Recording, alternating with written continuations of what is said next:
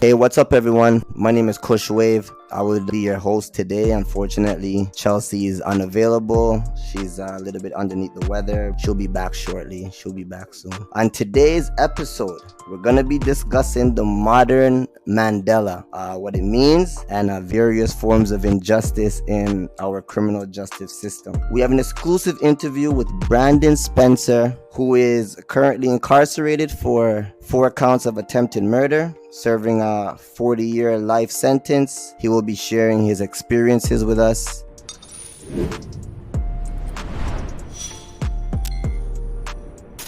Brandon, I read a few things about your story, brother, and boy, like you have a real powerful story, right? Before we get into the story, though, I want you to give like a little history of who Brandon Spencer actually is. Yeah, so Brandon Spencer is a loving young man who's inspired, who has a true resilience, perseverance, has fortitude, is able to embrace adversity. As you can see now, he's in courtroom shoe. So as I'm here, I've learned to make the best out of my situation. Instead of getting bitter, I learned to get better. Give us a little brief of your history, of your where you were born, where you were brought up. I was born in Inglewood, California, the city of champions, the home of SoFi Stadium.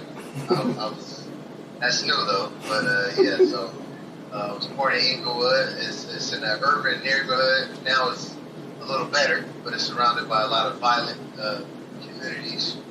I graduated from Inglewood High.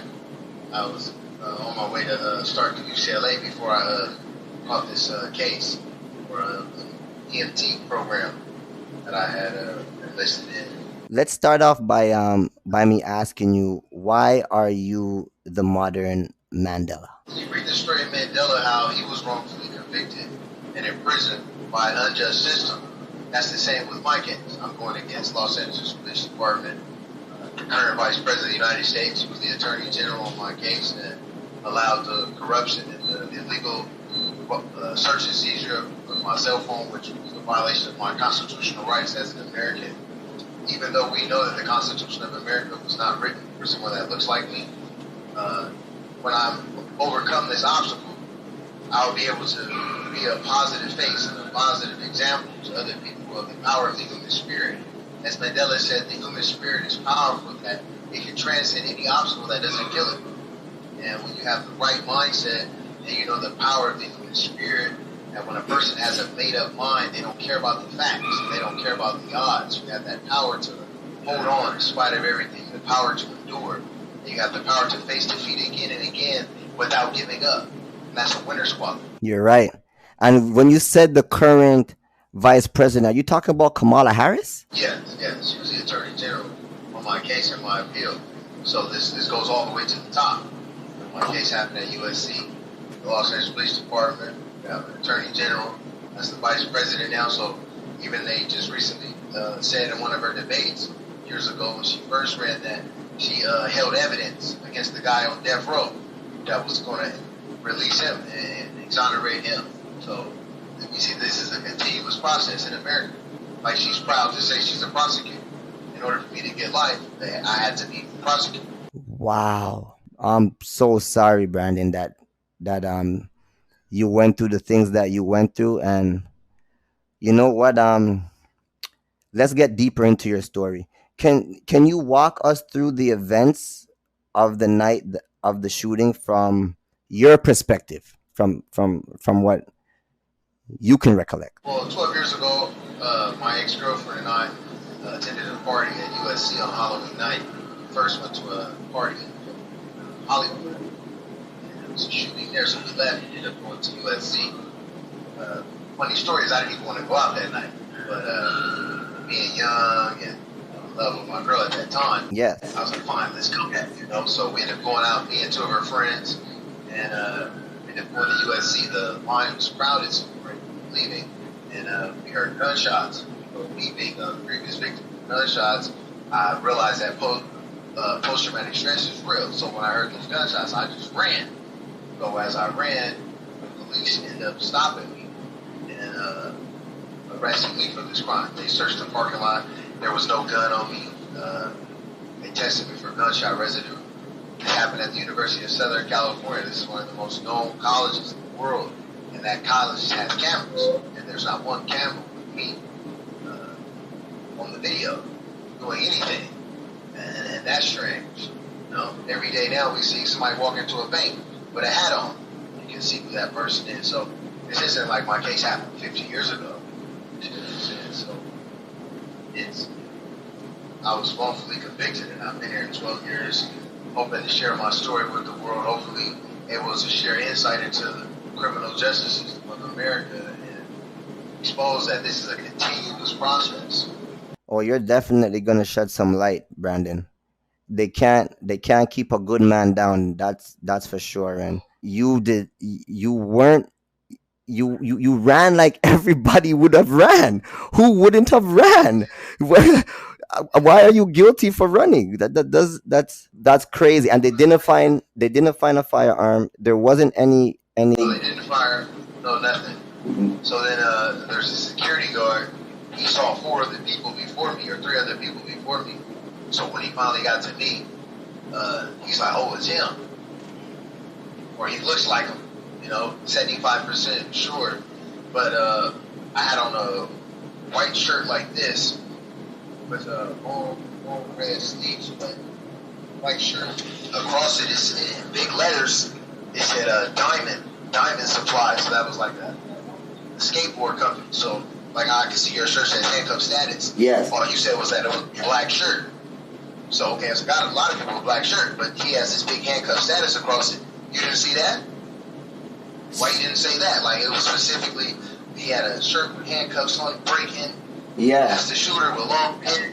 Yeah. So it's a black guy with a black shirt. And it's like, okay, but he got long hair and he has a handcuff status shirt. So why you didn't say that? But the security guard, it was his second week, I think, on the job. So I get you trying to get kudos, and get brownie points in your job, and I don't knock that, but don't get me life in prison. When the security guard told them that, is that when they arrested you? When the security guard just made up this big story that it was just a black guy with a black shirt, even though he gave you no specifics with the writings and anything that you had on you, which I'm sure anybody would have seen. Exactly. So I was already arrested. I don't know why. And then they pulled me out the car, and they were like, "Hey, is this him?" He's like, "No." So I had took my shirt off because I was running and I was scared. So I was like, I've been shot before or something. Somebody might be shooting at me. I just ripped my shirt off and just ran. So they ended up putting my shirt back on. And he's like, "Oh yeah, that's him." Once I put my shirt on, but I'm like, so it's the shirt. That makes me guilty. So the shirt's the criminal? The criminal? Yeah. So now when he first sees me without my shirt on, I have a tank top on. He's like, "Oh, I don't know. It could be." When I put the shirt on, he's like, "Yeah, that's him." But I said, "Well, like my lawyer brought it in trial, why you didn't say the description of the big thing in the front, since that's what made you pick him." And then the second security guard was a black man. He saw that I had a lot of support at my preliminary hearing. It was his first week on the job too. So the 2 security guards who testified against me, they were new, so they used them specifically. Okay. Security guards worked here for years, who were in front of them, didn't even see me do anything. But these 2 security guards whose first week on the job, they saw everything. So they saw what these security guards who've been working at USC all these years didn't see. They could see over all these crowds of people. They said I had on a baseball cap to the front, and I'm standing under a light. So if I'm standing under a light with a baseball cap, and I don't even wear baseball caps, you can't even see my face because the light's gonna shine. Yeah. Yes. So in trial, I didn't have facial hair, so they asked the black security guard, like, "Hey, what do you remember about the shooter's face?" And he's like, he looked at me and he said, "Oh, he didn't have facial hair." So they showed him a picture of the night I got arrested. They said, "Well, what's this on Mr. Smith's face? Isn't that facial hair?" He said, "Yes." We said, "So then that's not the shooter." So he said that the shooter didn't have facial hair. They presented a picture of your mugshots. Yeah. So that's the night of. The night of. This is him. This is Mr. Smith from the night of the shooting. And you have facial here. Yeah. Like, so that's not the shooting. And then he said he felt bad that he didn't know I had all this support. So when I heard him say that, I was like, oh, okay, so you got coerced. Just like the situation I'm in court for right now. So currently I'm in court right now. I filed my own habeas corpus. I hired an investigator to contact and get in touch with the witness who lied on me, who I always knew was lying for all these years. He finally admitted and told the truth that he was coerced by the district attorney. Eaglewood today did an article about that as well, because that same journalist interviewed that person. And they admitted that they lied on me, that the DA told them that they needed to say these things in order to give me premeditation to make sure I had lied. And another thing about the modern day Mandela is when you see those obstacles that he wants to get the DA that I was in trial with went to USC. The head DA at the time went to USC. And the young man admitted that they gave him a deal. He's a repeated criminal. He has a record. And I've never even been incarcerated. The mayor of Inglewood wrote a character letter for me. Sergeant of the police department recently, LA Times wrote another article about me apologizing, saying that they didn't know all these details. And that's what I say, like, it's rap music. They have this stereo of African Americans that were all rappers, that were ignorant, and that sag our pants, we have no knowledge of self, that, everything these rappers say, you just use that in my trial. You said I was shot before, so hey, he shot them. The jury found me guilty in 3 minutes. Black kid, young, Eaglewood, Los Angeles, South Central. Okay, rappers, what are they saying? The jury, what were they hearing on the radio when they came to court? Gunshots, we killing stuff, F women, treat them like, nothing. And that's the mindset, and that's the perception they have of us as a people. And that's why I said the modern day Mandela, because for this generation, I want to be a positive example of what the real black man is. And I hope that, I understand that I went through this situation, but like you say, Father, the creator of the universe, ordained this to happen for a specific reason. Even people in the Bible went to prison.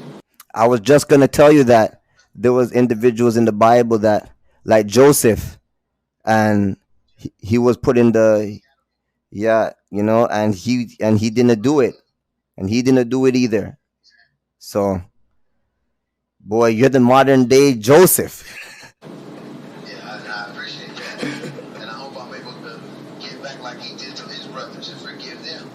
He was put into that position to save that whole. To save the whole race. You're absolutely right, brother. You know what you're talking about. And you are, brother. You're giving back right now.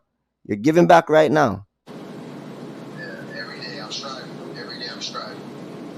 So I'm working on eventually getting my PhD in psychology, and I'm going to do my dissertation on post-traumatic growth.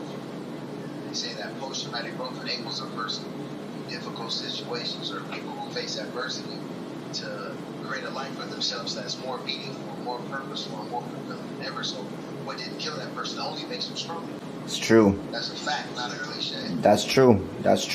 Right? Because you grow from it and you become a better person. You never lose in life. That's my philosophy.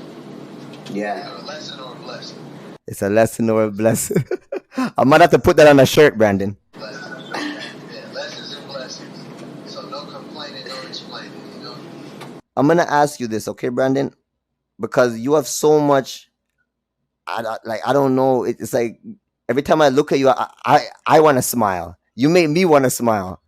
And you're in the worst situation. I'm looking in your background, and it's like two different worlds. Brandon is here, but he's there. It's crazy, brother. And you still find it. You still find the joy inside yourself to smile, and that's amazing, brother. How did you find the strength to endure the initial shock? Like, I know now you've probably, found a father or found something to hold on to that's helping you go through. But when you got the initial shock,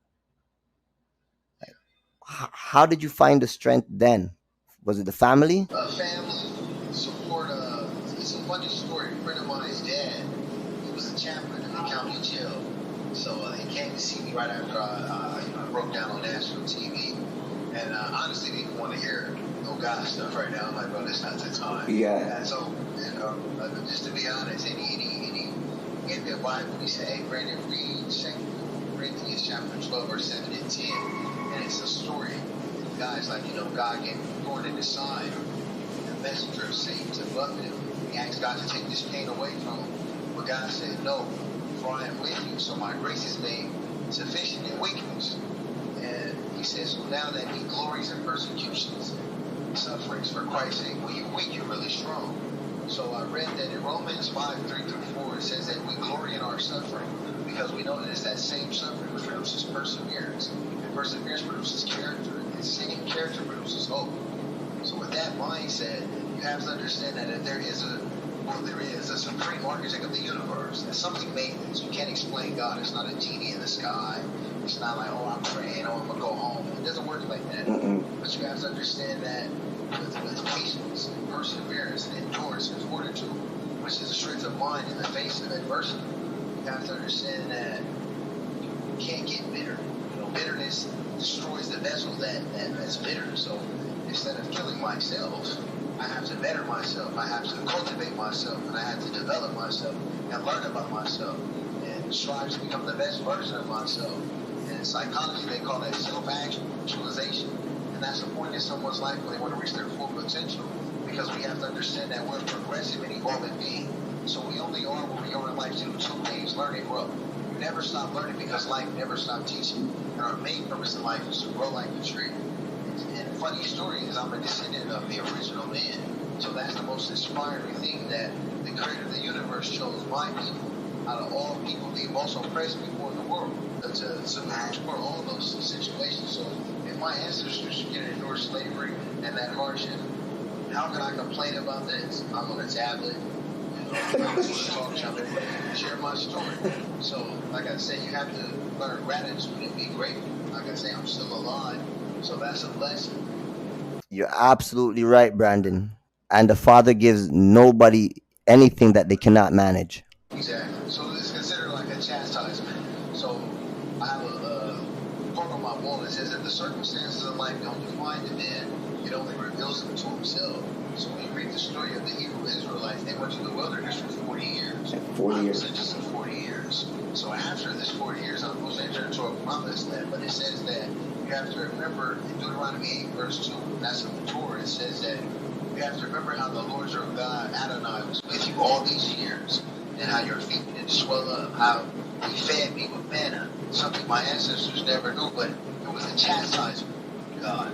And in Proverbs 3:12, it says, whom the Lord loves is correct. So I don't tell people I got arrested, I got rescued. Wow, Brandon. Brandon, you're powerful, bro. You're everything you're saying is just resonating. It's just resonating with me, man. But the truth is stranger than fiction to most people. A lot of people sit around complaining and understanding that, your problem is no bigger than mine. You have your own issues that you deal with. You don't have to talk to me about them, but everybody's going through something. So you can't, walk around sad and miserable and mad at the world. Look where I'm at now. This is corporate shoot. This was one of the worst prison to be in. Inmates were getting killed by COs. They made a movie about this, but this place turned into something positive. So you have to understand this is like a cocoon or a caterpillar. It has no wings. And you told the caterpillar, hey, look at that butterfly, that's going to be it. It's born with no wings. So nothing in its mind will tell it that it will transform. So I had to go through a phase of metamorphosis. All the pain that I had to go through, all the affliction. Like it says that the greater the friction, the greater the sparkle of the diamond. Brother, you have to embrace struggle.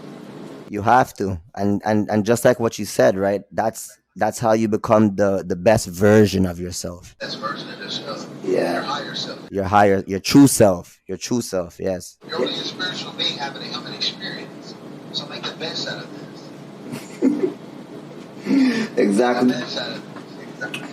Do you think you had a fair trial? No whatsoever. And that's based on Kamala Harris's tactics? Not hers. She was just the attorney general. So on my appeal, she's responsible for everything that happens with the appeal process. She's the attorney general. Okay. She's the top prosecutor. So this all ties into the whole justice system. Yes. She sparked that. So who was your prosecutor at the time? My prosecutor at the time was Antonella the Rescue. Antonella, okay. And she's the one that coerced the witness? Coerced the witness, yes. This was a win at all cost case. That's crazy. So every case she's ever done needs to be looked into. Like I said, that's why I say, like, everything, this is designed as a business. This isn't about right or wrong. This isn't how they say they represent the people. Because if that's true, even the taxpayers of Los Angeles have wrote articles to the LA Times saying that I didn't deserve to be in prison. Yahoo News did an article. The title says, letters to that, Brandon Spencer didn't deserve 40 years in 2014 and he didn't deserve it now. So this is about what the taxpayers want. But this really isn't. This is about a job. This is about getting convictions. This is about getting a promotion. This is about a promotion. And then you don't even get a fair appeal process.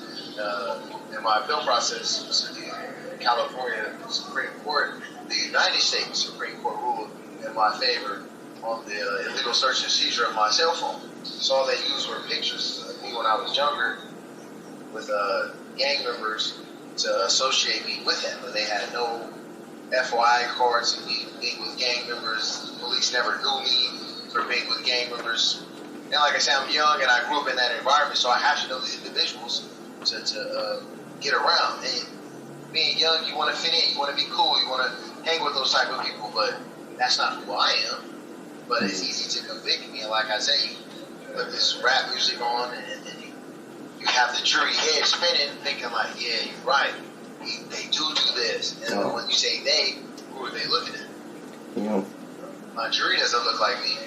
You kicked everybody off that looked like me. Why is that? So where's the fair trial? Where's the justice? I got found guilty in 3 hours, and that means literally 5 minutes because it was a lunch break.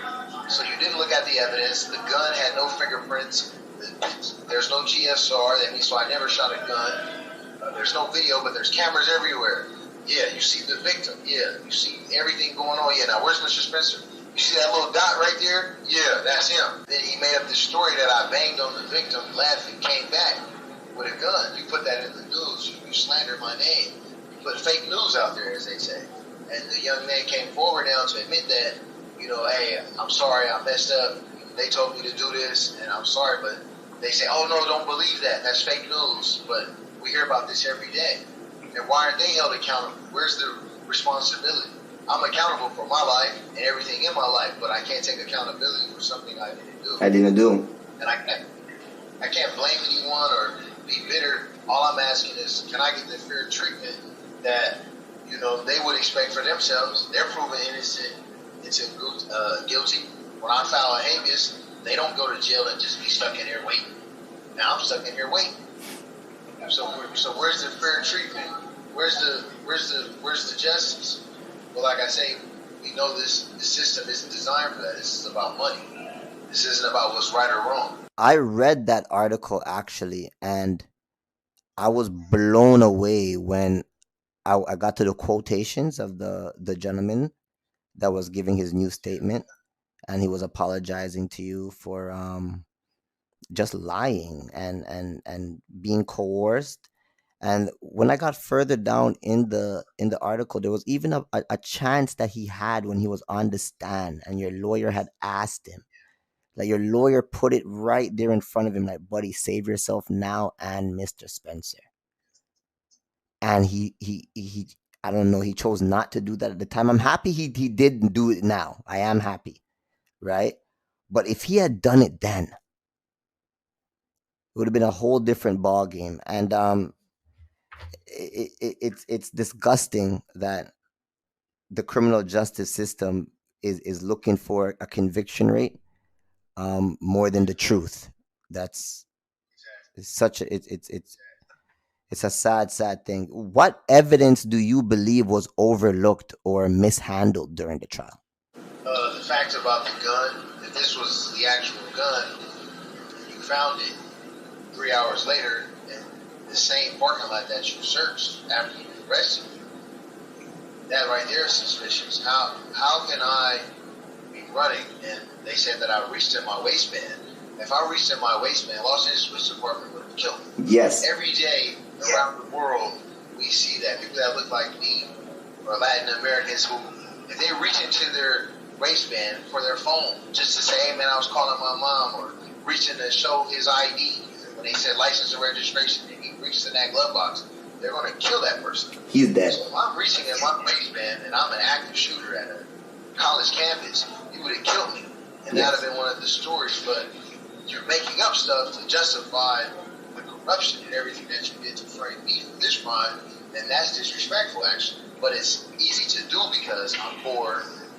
Look how I look. This is what happens to people that look like me every day, and not just here, but around the world. You're absolutely right, brother. And that's how they put us in a box, right? They segregate us, and then they treat us however they want to treat us, and nobody cares.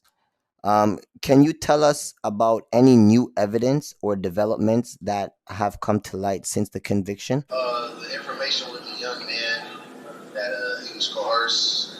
I'm hoping that to be exonerated for that, because there is no proof, no facts, or any evidence to say that I committed this crime. Yes. I know that it's going to be hard for this criminal justice system to admit that. It's going to be hard for Kamala Harris, as the Attorney General at that time, to admit that, yeah, we just swept this case under the rug because we didn't care, and that the California Supreme Court would have to admit that they didn't follow the United States Supreme Court precedent that the illegal search and seizure of my phone illegal already should have overturned my case. He gave me a new trial, but now with this new evidence about this witness being coerced, which we know happens every day, we see movies made about this, I'm just hoping that they're able to step forward and take accountability. Yes. This is about being accountable. Yes. This isn't about just, the poor black kid, Black Lives Matter. No. I'm not fighting that way.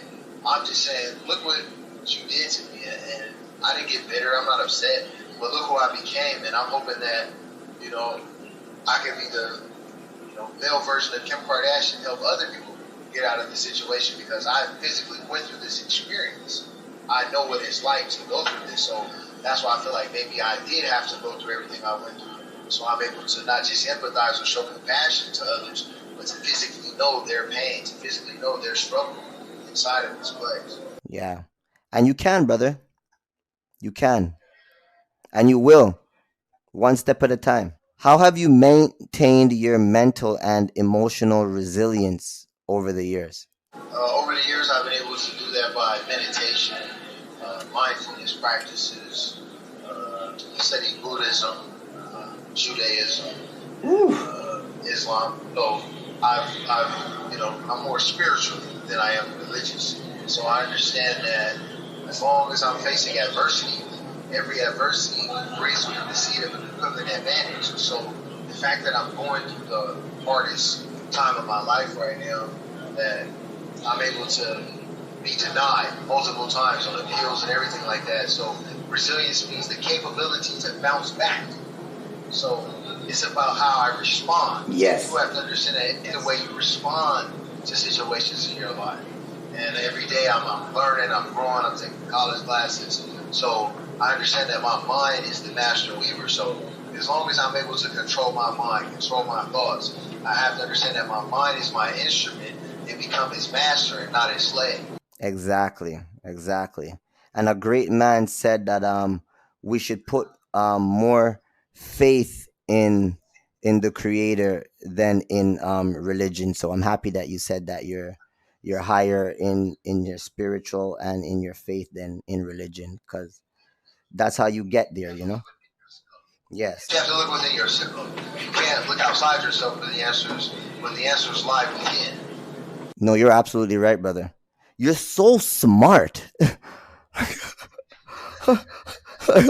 How old are you? How old are you, Brandon? 31. 31. I'll be 32 this year. You're a very intelligent man, brother. So like I say, you got to become wiser. Yes. Wisdom. It is. How do you think your case has been influenced by the media and the public opinion? In a positive way, I would say that everything about my case, Google is more positive feedback than negative. I know that the media really doesn't supposed to sway the court, so I don't really see like that being the major issue. Yeah. but I would like to shed light on this situation. So that's why I've been nonstop persistent with sharing my story with anyone willing to listen to hear the truth, and in hopes that my judge, who I believe already knows that they're corrupt. Excuse me. Is that right? That they're corrupt. Is that right? And he granted, an informal response. Even my own attorney told me that it wouldn't have worked. But I believe in myself. I believe that I have to do what I have to do what's best for me, because that's the key. A lot of people have to understand that you have to have that self-confidence, that belief in yourself, that high self-esteem. Yes. And know that you will be virtually unstoppable. And push yourself. Yeah, exactly. And it's all on you. It's all on you. It's all on what you do. No, you're absolutely God right. working from the sky, God's working from your mind. So you have to change your mindset. You have to change your mindset and understand that once you change your thoughts, you can change your life. And the only limits that you truly have are the ones that you place on yourself. Yes. Have you encountered any legal or procedural obstacles in your efforts to appeal your conviction? Unfair treatment in the appeal process, I would say. Let me call right back. All right, brother. I have the article right here from the gentleman that has changed the story of when of the night of the shooting. It says here, quote, "Because of me, Brandon Spencer received a sentence that was 40 years to life for a crime he didn't do. Because of me, the district attorney convicted a man who did not do what they say he did. For my part in the conviction, I am sorry. But I must now set the record straight. I did not see Mr. Spencer leave the party and come back later with a gun. I did not see Mr. Spencer shoot a gun into the crowd or at Mr. Hall. I only said that I saw Mr. Spencer come back with the gun because the DEA prosecuting the case told me that she needed me to say those things." This is horrible. This is horrible. This is a man's life. Have you encountered any legal or procedural obstacles in your effort to appeal your conviction? I would say the legal obstacles would be the unfair treatment. Back in 2014, while my case was pending on appeal, the United States Supreme Court ruled in Raleigh versus California that the illegal search and seizure of a cell phone is a violation of the Constitution, the Fourth Amendment. And the police illegally searched my phone when I got arrested, so they saw pictures. And I was a security guard at the time, so there were pictures of me at the shooting range. And they used those videos in my trial and told my jury that I'm practicing shooting these guys when I was armed security. I was working on getting my armed security guard license, so I have to practice at the shooting range, and that's not a crime. So they used that evidence and twisted it. So my case got granted in the California Supreme Court. Pending the outcome of this guy's case was a child predator. He had child porn or something in his home. They let him go home, but then they denied me for no reason.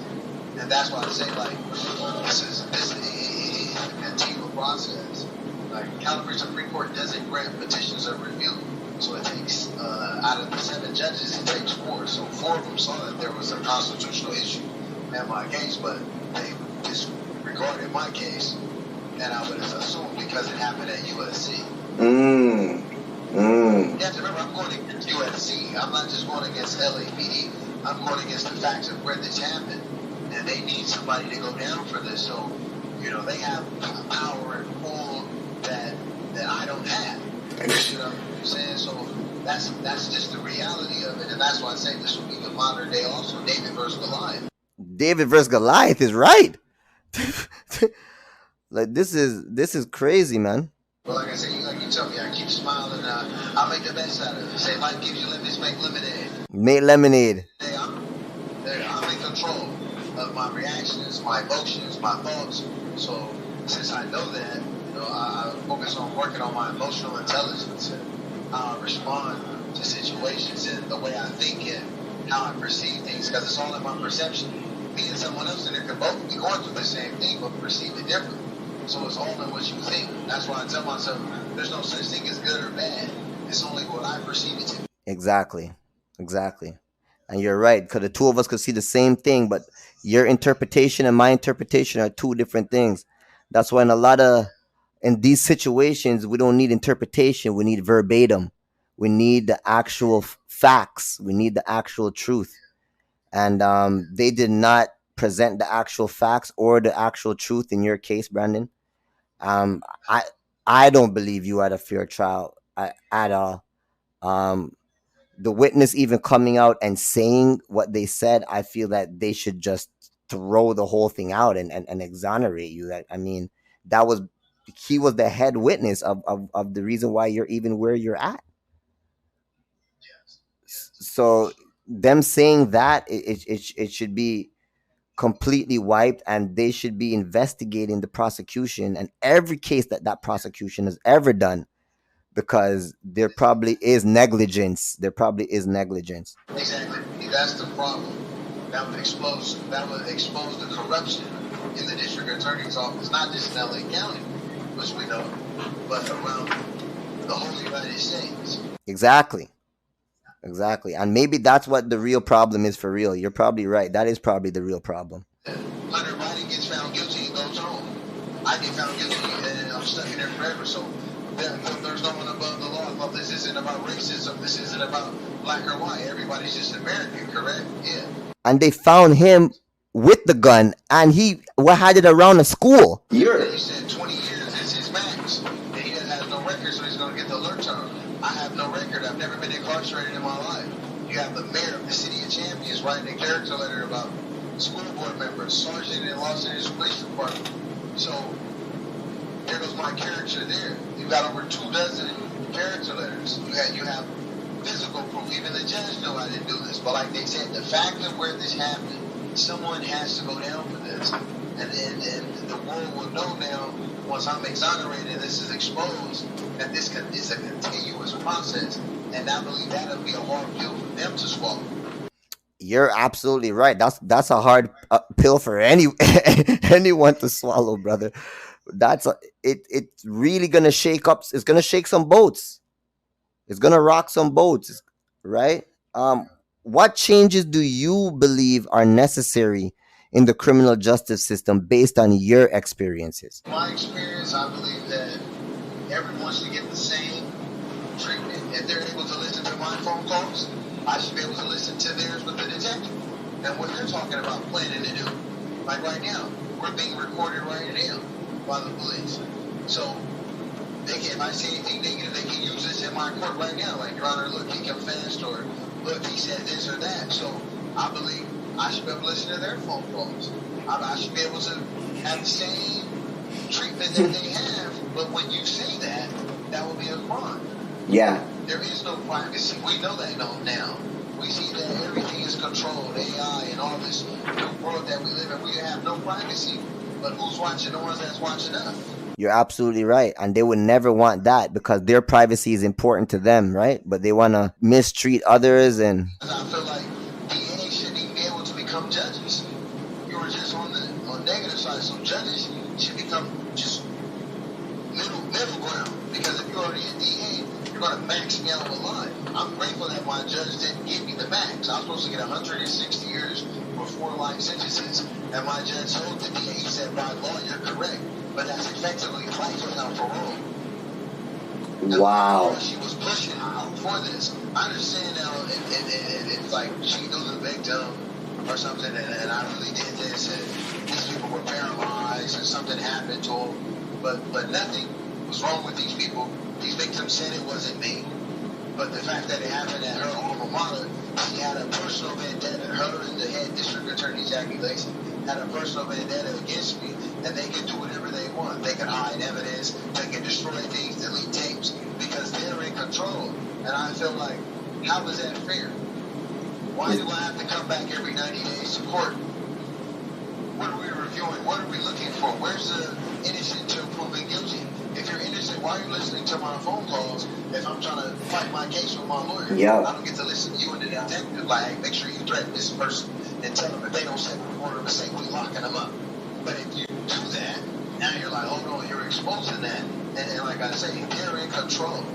yeah, and then it's not fair. Who made you in control?